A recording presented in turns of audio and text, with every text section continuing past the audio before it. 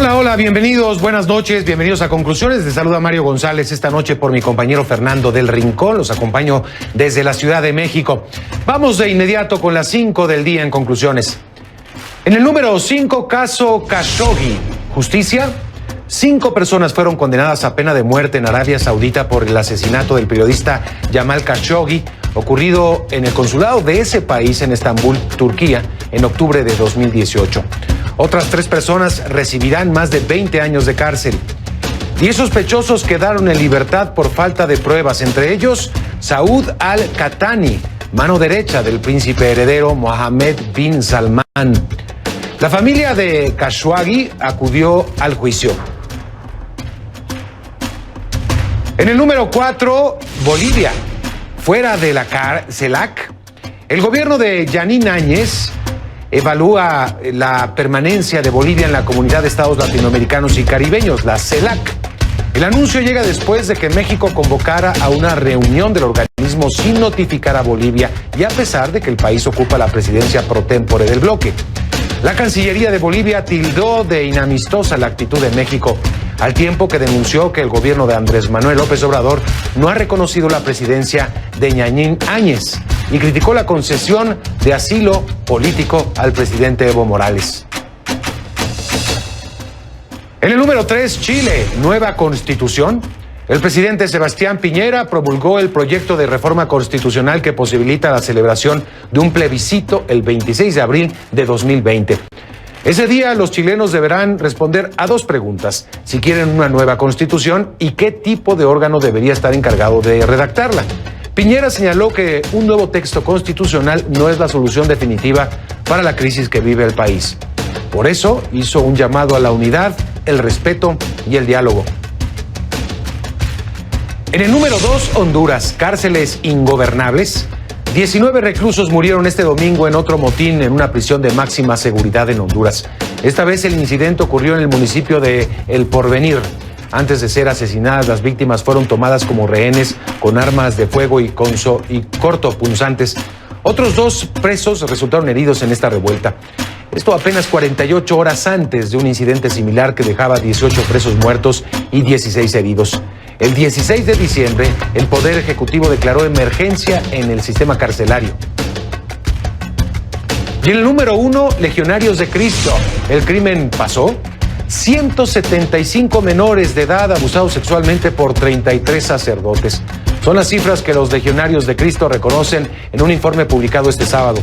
Al menos 60 de los menores abusados fueron víctimas del sacerdote mexicano y fundador Marcial Maciel, fundador de esta congregación. El informe recoge denuncias realizadas entre 1941 y 2019.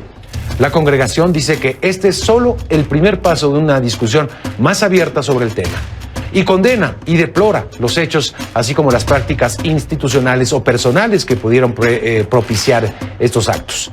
Este es el primer tema de la noche y vamos a profundizar en los hechos.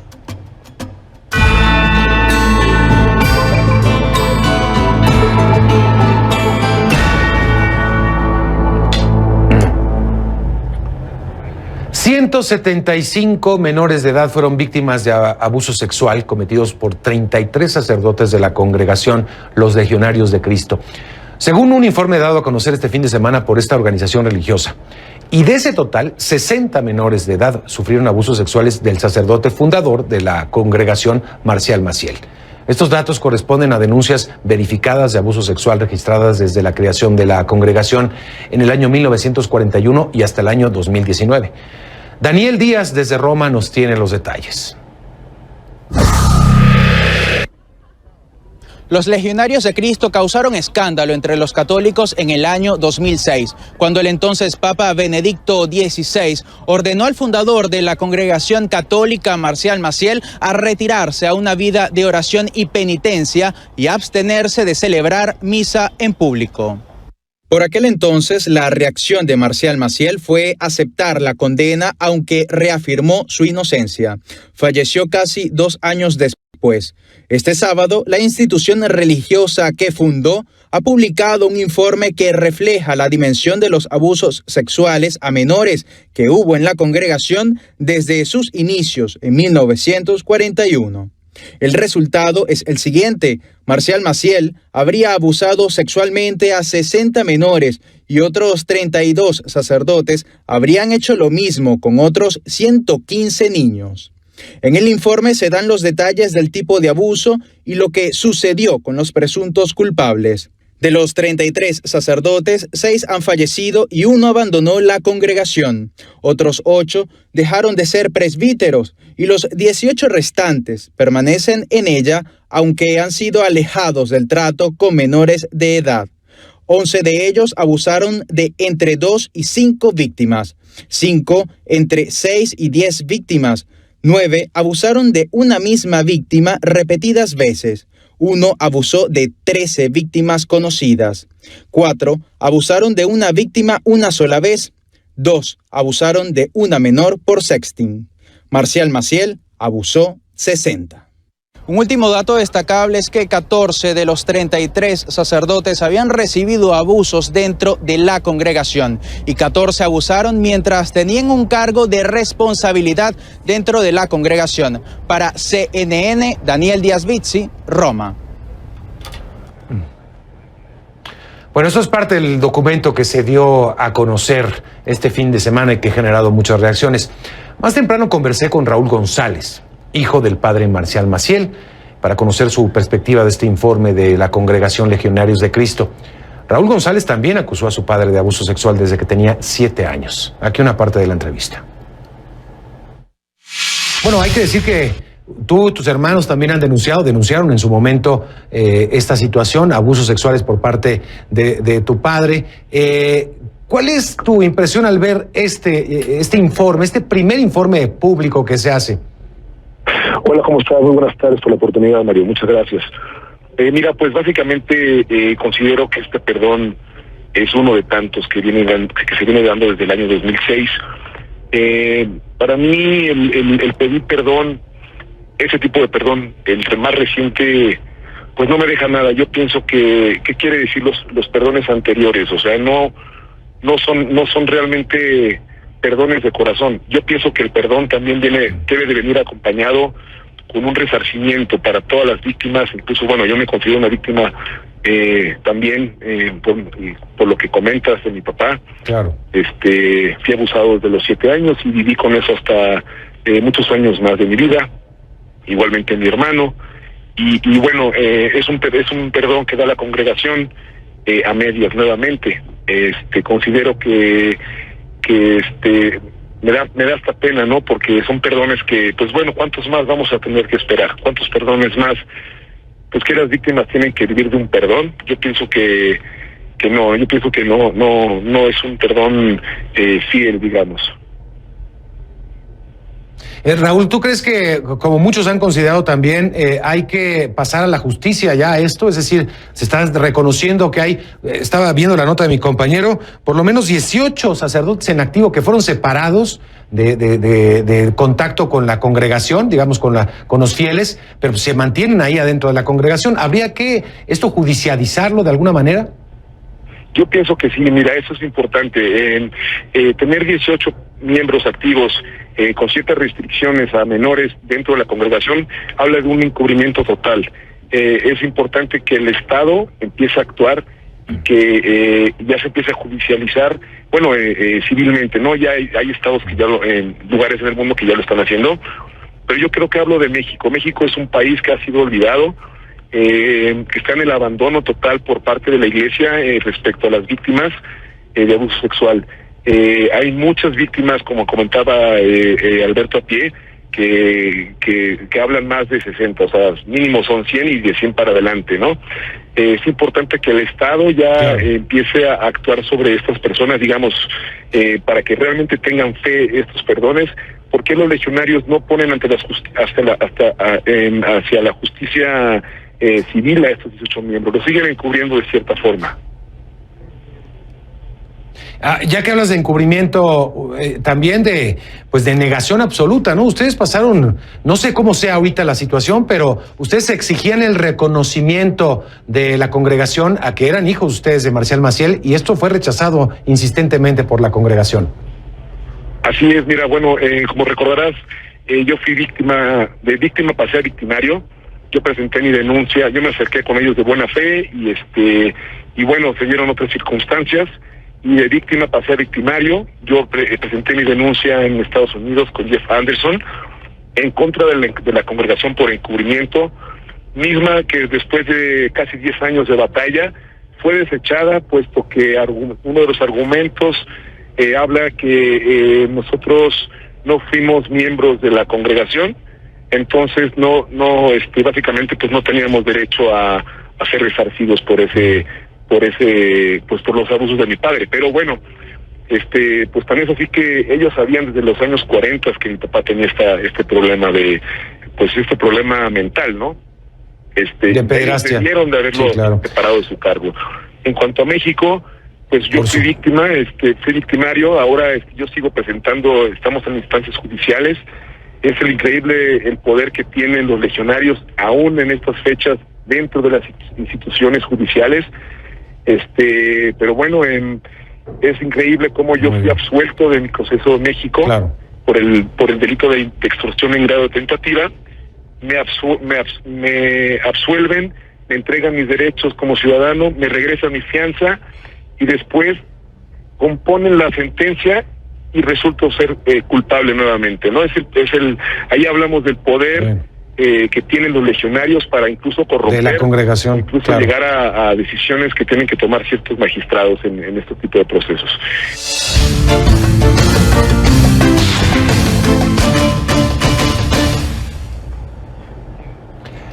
También en México, la Secretaría de Comunicaciones y Transportes emitió un informe preliminar del accidente donde hace un año perdieron la vida la exgobernadora de Puebla, Marta Erika Alonso, y su esposo, el senador Rafael Moreno Valle, también ex gobernador de este estado. En conferencia de prensa, la dependencia dijo que el diagnóstico final se dará a conocer en el primer trimestre del 2020. Por su parte, el titular del organismo, Javier Jiménez Espriu, afirmó que desde un principio se descartó un atentado, una versión que no ha cambiado. Jiménez dijo que todas las pruebas requeridas ya se evaluaron y que la comisión de investigación se reunirá para analizar los resultados de laboratorio realizados a la aeronave siniestrada. En la investigación y revisión del helicóptero participaron organismos de Italia, Estados Unidos, Canadá y de la Unión Europea. En otras cosas, el embajador de México en Argentina, ya ex embajador Ricardo Valero Becerra, renunció a su cargo y le fue aceptada la renuncia, según se anunció, por motivos de salud.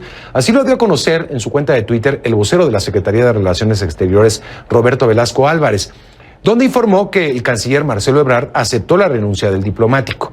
En la misma red también dieron a conocer el reporte médico sobre el estado de salud del embajador Valero, donde se aluda a problemas neurológicos.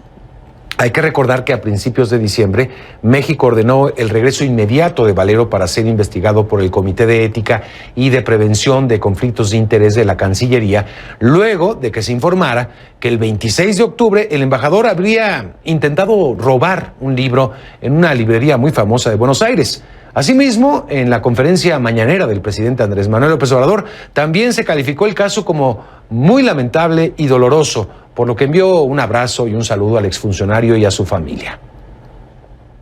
Es muy lamentable este caso. Yo le diría que hasta doloroso. Yo le mando a Ricardo desde aquí un abrazo cariñosísimo a él y a toda su familia. Y ya en su momento se va a buscar quién lo sustituye. En otras cosas, el gobierno de la Ciudad de México activó para este lunes las alertas amarilla y naranja en prevención del pronóstico de bajas temperaturas y heladas en diferentes sectores de la capital, sobre todo en las zonas altas. Los últimos pronósticos son un poco más alentadores, ya que se esperan temperaturas mínimas que rondarán los 8 grados. Y también en el norte del país se registraron temperaturas por debajo de los 0 grados, también en el norte, en las zonas también montañosas. Vamos a hacer una pausa. Al regreso, cárceles ingobernables. 16 reclusos murieron este domingo en otro motín en una prisión de máxima seguridad en Honduras.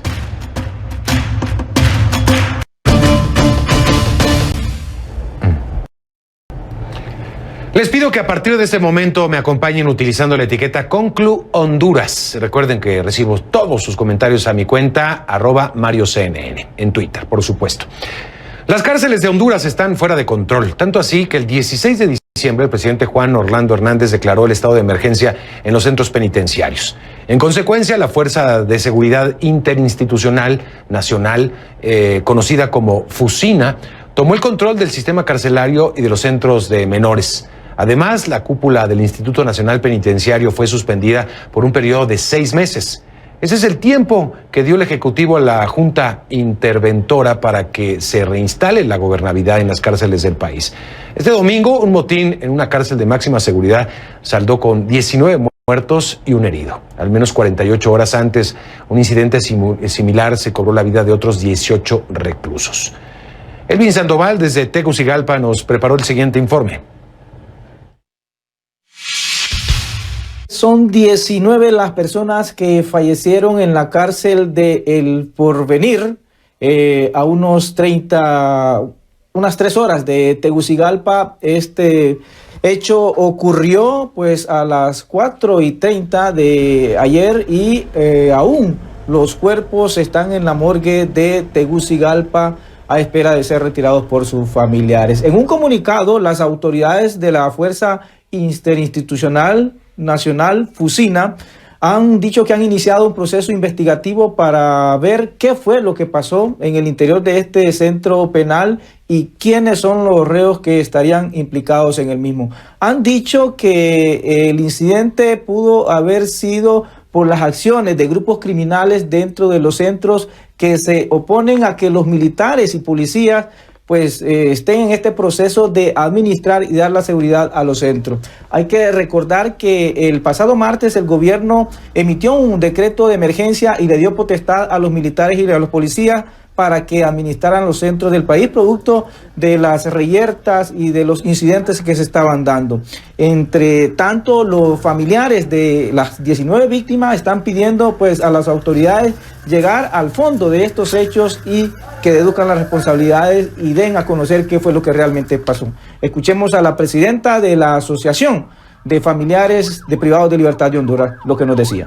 Estamos solicitando una investigación exhaustiva de lo que está sucediendo en las cárceles. Estamos con miedo, nuestros familiares nos están llamando, que están preocupados, están en zozobra, qué es lo que está sucediendo, no se sienten seguros y estamos tomando la determinación de acompañar en estos momentos a la Comisión Interventora del INP. Le brindamos nuestro apoyo, nuestra ayuda, queremos trabajar de la mano para que podamos salir adelante en este proceso, en esta situación que es una emergencia, tenemos miedo, nosotros nos acostamos todas las noches pensando que cuando nos levantemos nos digan que nuestro familiar está muerto. También conversamos con Wilson Baquedano, hermano de Héctor Noé Baquedano, uno de los 19 reclusos que pues resultó muerto en esta reyerta, en esta cárcel del Porvenir, y esto es que nos decía antes de, o en el momento de estar esperando que le entregaran el cuerpo ya sin vida de su hermano. A estas autoridades se les ha ido la orden de las manos. No puede ser más alguien que está preso que la autoridad, porque ellos tienen que tener el control de los penales y ellos saben que una persona es peligrosa que los aíslen. Esta masacre se dio 48 horas después que sucediera una igual en otra cárcel de Honduras, en el penal de la ciudad de Tela, en el departamento de Atlántida, donde 18 reos fallecieron el viernes pasado. Vamos a hacer una pausa, regresamos con el tema, vamos a hablar de esto con Roberto Herrera Cáceres, comisionado nacional de los derechos humanos de Honduras, en vivo desde Tegucigalpa. Bueno, regresamos. Les recuerdo que pueden dejar sus comentarios en Facebook. Seguimos con el tema del día. Conclu Honduras. Le doy la bienvenida a Roberto Herrera Cáceres, comisionado nacional de los derechos humanos de Honduras, en vivo desde Tegucigalpa, vía telefónica. Gracias por estar con nosotros, Roberto. Pues parece que la alerta declarada por el gobierno, por lo menos, no sirvió de mucho para evitar la tragedia de este fin de semana, Roberto. Sí, lo escucho. La pregunta, ¿cuál es la situación que se está viviendo en este momento y qué se sabe? ¿Por qué se está generando esta ola de violencia en las cárceles de Honduras? Bien, muchas gracias, don Mario González. Un saludo a usted y a don Fernando del Rincón por este espacio que nos permite dirigirnos a la comunidad internacional. La crisis en Honduras está en este sistema penitenciario y en los centros pedagógicos que ha motivado esta declaratoria de emergencia por parte del gobierno. Nosotros estamos supervisando, acabo de salir de una reunión con la comisión interventora nombrada por el gobierno para asegurarles nuestra responsabilidad de supervisar que este proceso de reestructuración del sistema penitenciario sea acorde con los estándares internacionales de derechos humanos y sobre todo asegurar la protección de la vida, de la integridad, de la seguridad, de las condiciones básicas de vida de los privados de libertad y al mismo tiempo así como de sus familiares y custodios. Hemos tenido esta situación. El comisionado se ha desplegado en todo el territorio nacional, previniendo, tratando de anticipar y ayudar a los diferentes sectores del pueblo en esta situación de la violencia que se ha ocasionado ya la muerte de 37 privados de libertad. Y en este sentido, tratar de anticipar que estos, en primer lugar, los familiares puedan hacer efectivo su derecho a la verdad. Es necesario determinar quiénes son los responsables y es necesario no solamente castigarlos, sino que lograr que se les hagan las reparaciones adecuadas a las familias y que haya un compromiso por parte del Estado de prevenir que esta se vuelva a repetir este tipo de oprobiosas situaciones en el territorio nacional. Estamos... Esa es la pregunta, Roberto. Roberto, quisiera preguntarle... Sí. Roberto, ya se había declarado estado de alerta el 16 de diciembre y eso no evitó lo que sucedió este fin de semana. ¿Qué puede garantizar que esto no se va a volver a repetir?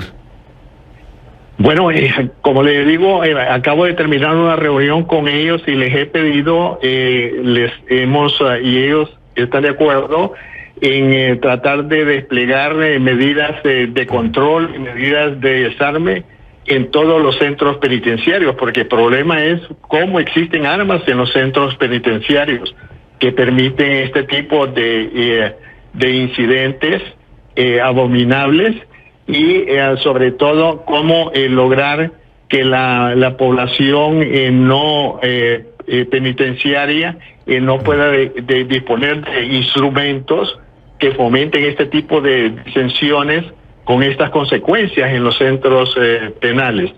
Y sobre todo garantizar que lo que se está haciendo está orientado por los derechos humanos y la efectividad en el tratamiento que van a dar, en el control y estabilización que tienen que hacer las autoridades.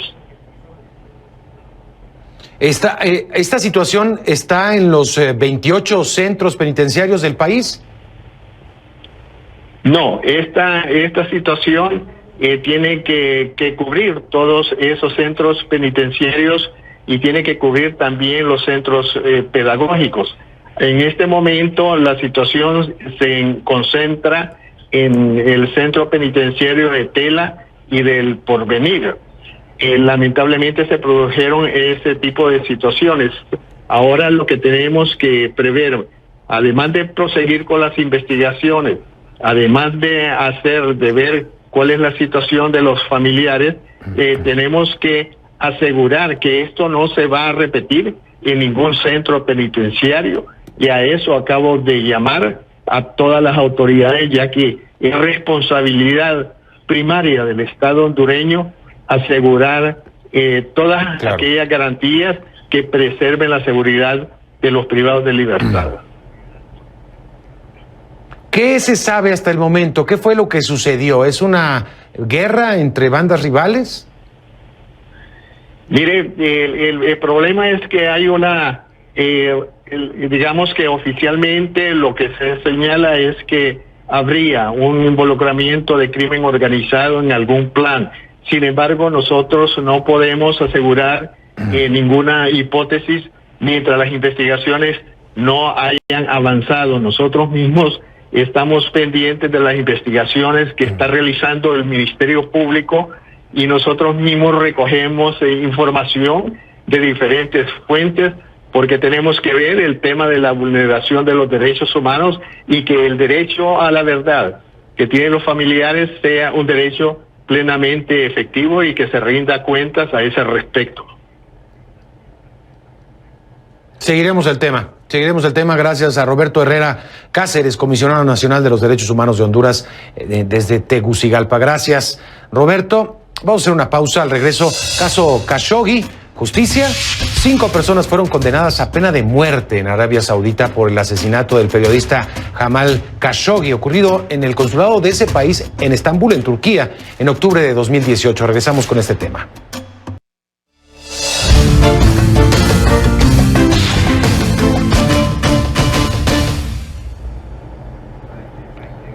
En Arabia Saudita se otorgaron fuertes penas, históricas penas, a varios acusados por el asesinato del periodista Jamal Khashoggi en el consulado de ese país en Estambul en octubre de 2018. 5 de los implicados fueron condenados a la pena capital, otros 3 a más de 20 años de prisión. 10 sospechosos quedaron en libertad por falta de pruebas, entre ellos Saud al-Qahtani, mano derecha del príncipe heredero Mohammed bin Salman. La familia de Khashoggi acudió al juicio y nuestro compañero José Levi nos tiene los detalles. La credibilidad de este juicio por el asesinato a Jamal Khashoggi es puesta en entredicho en organismos internacionales. Vemos que Khashoggi entró, son estas las imágenes, el 2 de octubre del año pasado en el consulado de su país en Estambul. Ahí habría sido asfixiado hasta la muerte, posteriormente su cuerpo habría sido descuartizado y todavía no han aparecido sus restos. Y lo que sí es que existen interrogantes en la comunidad internacional, ya que ahora hay 5 casos, 5 penas capitales contra aquellos que se afirma por el fiscal general de Arabia Saudita habrían tenido una responsabilidad directa en la muerte de Khashoggi.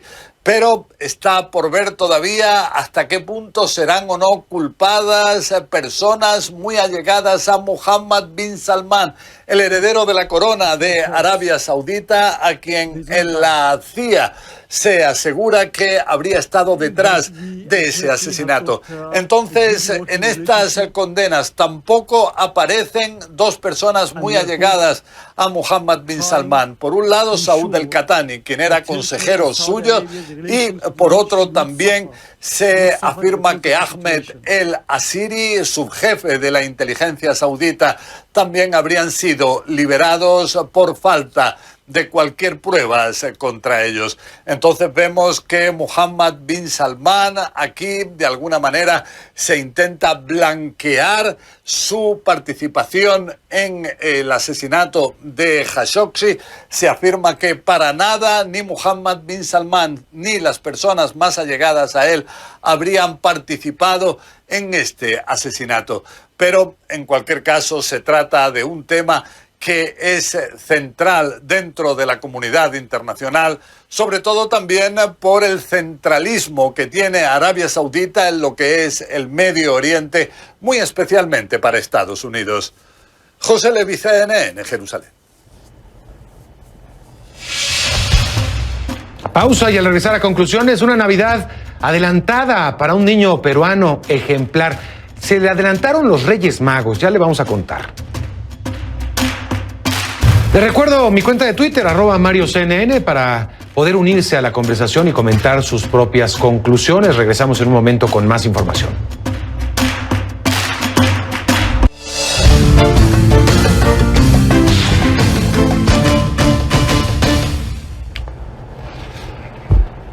Bueno, mañana es Nochebuena, pasado mañana Navidad, pero muchos niños ya están escribiendo su carta a los Reyes Magos. Los Reyes Magos existen para aquellos incrédulos. El que los pudo conocer en carne propia es Víctor. Es un pequeño niño, un humilde niño de Perú, a quien su enorme sacrificio de continuar sus estudios, aún en las condiciones más difíciles y complejas, le fue recompensado con un regalo que no llegó precisamente del cielo, sino del lejano oriente. Jimena de la Quintana nos trae esta historia. Estas imágenes se hicieron virales y cambiaron la vida de Víctor. Las cámaras de seguridad de la Municipalidad de Moche lo captaron estudiando en la calle, bajo la luz del alumbrado público. Este es el lugar donde Víctor estudió por horas, por días. En su casa no había luz, tampoco agua. Por las tardes paseaba a sus animales luego de asistir a la escuela y por las noches hacía sus tareas. A miles de kilómetros de distancia, el empresario árabe Yaqub Mubarak descubrió las imágenes en las redes sociales. Impactado y conmovido, decidió viajar a Perú a conocer al joven estudiante. Muchas gracias a todos ustedes por estar aquí, por my dream, pues mi sueño, Victor Dream, el sueño de Víctor, and the dream of Moche, y el sueño de Moche. Tras un viaje de más de 26 horas y tomar 4 aviones, Yaqub Mubarak, de 32 años, llegó a Moche y le entregó a Víctor algo que solo en sus sueños, luego de sus largas noches bajo la luz de este poste, había imaginado: una casa nueva. Gracias a ellos, ahora tengo una casa con luz, agua y no voy a tener que salir a la vereda a estudiar.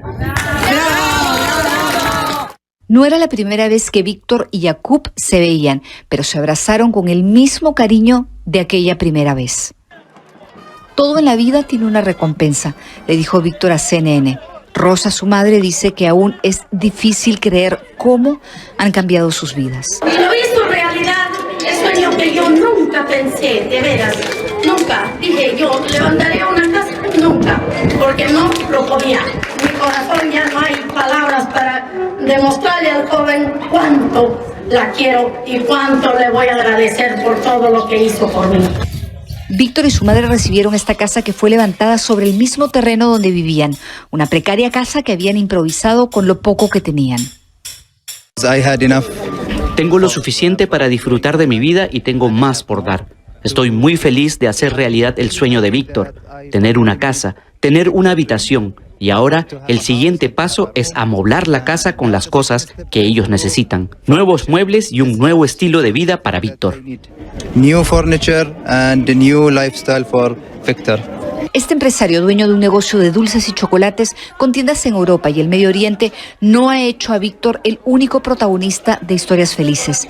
Yaqub Mubarak ha ayudado a niños en Siria, Kuwait y México, pero al parecer esta no será la última vez que ambos se vean.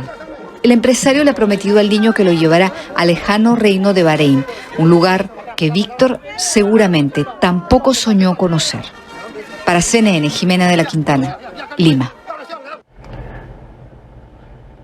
¡Qué historia! Pero ahora vamos a ver cómo llega la Navidad a la Sierra de Oaxaca. Aquí en México, un hombre de 75 años decidió transformar su mototaxi o su trucutruc, como se le conoce en otros países también, una modalidad de transporte privado de personas. Lo convirtió en un trineo. La idea llenó de magia a este poblado de Juchitán, en Oaxaca, localizado en el estado de Oaxaca y en las montañas. Reforzó el espíritu navideño de sus habitantes, como nos cuenta mi compañera Belén Zapata.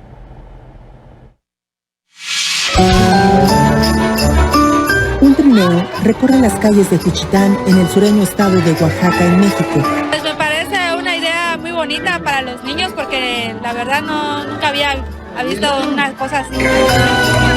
Este trineo no se eleva, tampoco lo conduce Santa Claus, ni mucho menos hay un reno jalando el vehículo. En lugar de regalos, traslada niños y ancianos. Quienes lo han visto dicen que provoca la misma ilusión y felicidad que el original. Todos los niños están muy emocionados. Yo también tengo una pequeña y anda muy emocionada de querer subirse al trineo. A los niños les causa mucha ilusión, sobre todo porque están en la etapa, ¿no?, de la fantasía, en la que pueden creer en cosas tan padres como la Navidad y les sirve un poquito para abstraerse del medio.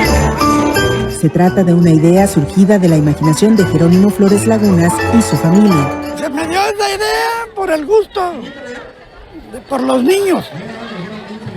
Y ahí durante 7 años lo he estado vistiendo. El año pasado se me vino a la mente hacer un trineo, pero no me alcanzaban los medios. Estuve ahorrando y en este año ya le dije a mi hijo que tenía yo el deseo de hacer un trineo para pasar a mis nietos, a mis bisnietos y a mis hijos. Pues ya me ayudó él, compramos material, él sabe soldar, pues entre los dos hicimos el trabajo. Mis hijas se encargaron de la tapicería, del vestuario y el diseño entre todos. Diseñamos, borramos, hicimos y ahí hasta que quedó el trineo. Pero yo no pensaba que esto iba a ser así. Los gastos en la elaboración del trineo, calculados en unos $800 y el combustible, corren por cuenta de don Jerónimo y su familia. Los recorridos que ofrece son gratuitos. Para mí es mucho un orgullo, un gusto, porque yo no estoy cobrando y pasear a los niños de gratis. Es un gusto, no, ¿cómo decirle? Lo que uno no tuvo en infancia, lo que uno no vio en aquel tiempo, dártelo a los niños. Y muchas veces hasta personas de la tercera edad tienen el deseo de subirse y para eso lo tengo. Don Jerónimo tiene 75 años de edad y desde hace 7 disfraza de Santa Claus un mototaxi, una modalidad en México dedicada al transporte privado de personas. Este año decidió agregar el trineo y un pequeño nacimiento para ofrecer estos recorridos gratuitos con los que los pobladores de Juchitán tienen una Navidad diferente. Para CNN, Belén Zapata, Guadalajara, Jalisco. No, bueno, y la fila para subirse al camioncito, al trineo, está a todo lo que da. Para muchos, la época de Navidad es un sinónimo de unión familiar, de compartir regalos, momentos muy especiales, pero para 2 medias hermanas hondureñas que están pidiendo asilo en Estados Unidos, desafortunadamente este no va a ser el caso en esta Navidad. Este año van a pasar su primera fiesta lejos de casa y teniendo cerca personas que apenas y conocen. Gonzalo Alvarado tiene la historia. Jennifer Ramos y Jennifer Vaneras, ambas de 31 años, son medias hermanas. Nacieron en Honduras y este año les tocará pasar la Navidad lejos de sus seres queridos y amigos. Claro, uno extraña siempre a su familia, pero tenemos que echarle para adelante. Esta es la primera Navidad que la pasan solas, una época difícil de digerir, cuentan. Es muy difícil porque es mi primera Navidad que voy a celebrar en libertad. El año pasado estuve encerrada. Es muy duro, es muy duro. Ambas dicen que se vieron obligadas a emigrar a Estados Unidos con la intención de pedir asilo. Agregan que se entregaron a agentes de servicio de migración de este país en la frontera entre México y Estados Unidos. Ramos lo hizo en noviembre de 2018 y Vaneras en febrero de 2019. Salí por mi género, porque soy bisexual y me sentía en peligro en mi país. No fui atacada una vez, fui atacada varias veces por pandilleros que me acosaban. Yo también salí por mi condición sexual, soy lesbiana. Igual fui muchas veces maltratada físicamente, psicológicamente, y eso me obligó a salir de mi país. Ya no aguantaba más. Me cansé de decirme yo misma, soy fuerte, todos los días en el espejo, soy fuerte, pero es difícil cuando te maltratan, te golpean, no tienes paz, no tienes tranquilidad, son cosas difíciles. No, gracias por eso. Con un árbol navideño a sus espaldas y rodeadas de personas que apenas conocen, elevan una plegaria en silencio, como si le estuvieran dando gracias a la fuerza divina por permitirles compartir un plato de comida caliente y un techo en esta Navidad. Pero sobre todo, agradeciéndole a la comunidad que unió esfuerzos para que pudieran salir del centro de detención de inmigración en Adelanto, California, en donde pasaron alrededor de 10 meses detenidas. Las hermanas fueron liberadas porque la comunidad se unió y hizo mucho trabajo para organizar.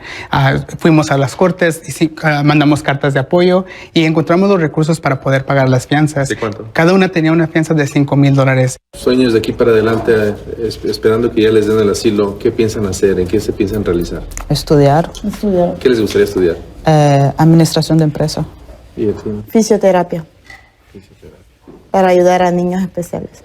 Aunque estas hermanas dicen tener bien en claro los planes que les gustaría realizar aquí en Estados Unidos, cuentan que su futuro se encuentra en pausa. Un futuro, dicen, esperan ver qué rumbo tomará una vez hagan su comparecencia ante un juez de inmigración en febrero y mayo del año 2020. Gonzalo Alvarado, CNN, Ontario, California. Llegamos al final, que pase una excelente noche, lo esperamos mañana.